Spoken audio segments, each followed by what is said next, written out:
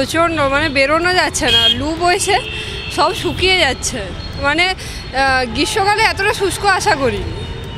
মুখ টুক সব শুকিয়ে যাচ্ছে, নাক। তারপর এই গরমে এই কলেজ মানে যাওয়া আসা প্রচণ্ড প্রবলেম হচ্ছে। তারপর আর রাত্রে তো ভ্যাবসা, প্রচণ্ড ভ্যাবসা, গরমে ঘুমই হচ্ছে না। আর তাপপ্রবাহের একটা সতর্কতা জারি করেছে আবহাওয়া দপ্তর, কি প্রিপারেশন নিচ্ছে? আলাদা করে কোনো প্রিপারেশন নিচ্ছ, কোনো ব্যবস্থা নিচ্ছ? ওই তো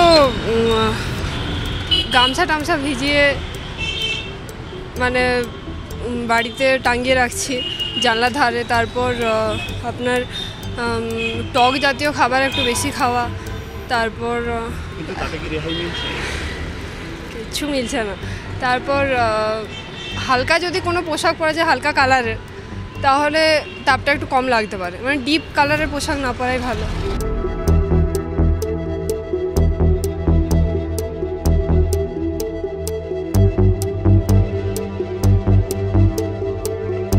ঘরের বাইরে বেরোনো যাচ্ছে না, অত্যাধিক গরম হাওয়া দিচ্ছে। হ্যাঁ, খুব কষ্ট হচ্ছে আমাদের। 10টার মধ্যেই পুরো রোদ বেড়ে যাচ্ছে। তো বাচ্চা নিয়ে বেরিয়েছেন? হ্যাঁ, ওই বাচ্চার স্কুল ছিল, ওই জন্য বেরোতে হয়েছে। হ্যাঁ, সমস্যা তো হচ্ছে এত রোদ। স্কুলের টাইমিং এগোতে বলেছি ম্যাডাম দিকে, যাতে করে এগোনো যায়। লুও বইছে? হ্যাঁ, লুও প্রচুর বয়েছে।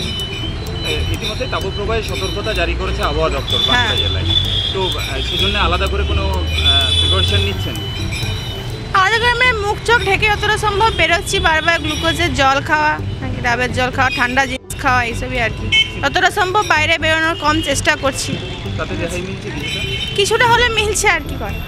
বাঁকুড়া সহ দক্ষিণবঙ্গের বিভিন্ন জেলায় তাপপ্রবাহের সতর্কতা জারি করেছে আবহাওয়া দপ্তর। গতকালই বাঁকুড়া জেলার সর্বোচ্চ তাপমাত্রা পৌঁছে যায় 42.7 ডিগ্রি সেলসিয়াসে। আজ সকাল থেকে ফের তাপমাত্রা বাড়তে শুরু করেছে, সঙ্গে বইতে শুরু করেছে লু। আর তার ফলে রীতিমতো নাকাল হতে হচ্ছে সাধারণ মানুষকে। শুধু দুপুরবেলায় নয়, সারা দিনই দিনের সর্বোচ্চ তাপমাত্রা স্থায়ী হচ্ছে। তার ফলে বাঁকুড়া জেলা জুড়ে কার্যত নাকাল অবস্থা সাধারণ মানুষের। তবে শুধু গরমে সাধারণ মানুষ কষ্ট পাচ্ছে তাই নয়, তার পাশাপাশি বাঁকুড়া জেলা জুড়ে মাটির নিচের যে জলস্তর, সেই জলস্তর হু হু করে নামতে শুরু করেছে। তার ফলে বাঁকুড়া জেলার বিভিন্ন প্রান্তে শুরু হয়েছে প্রবল জলকষ্ট। আবহাওয়া দপ্তর তরফে ইতিমধ্যেই জানানো হয়েছে যে খুব সম্প্রতি বৃষ্টি হওয়ার কোনো সম্ভাবনা নেই। আর স্বাভাবিকভাবে এই যে আবহাওয়া দপ্তরের পূর্বাভাস, সেই পূর্বাভাসে আশঙ্কার মেঘ দানা বাঁধছে সাধারণ মানুষের মধ্যে। গরম আরও বৃদ্ধি পেলে সেক্ষেত্রে সাধারণ মানুষের কাজকর্ম যে ব্যাহত হবে, তার পাশাপাশি পানীয় জলের যে তীব্র সংকট শুরু হবে বাঁকুড়া জেলা জুড়ে, তা বলাই বাহুল্য। বাঁকুড়া থেকে ক্যামেরায় বুধন কর্মকারীর সঙ্গে হীরক মুখার্জি, TV9 বাংলা।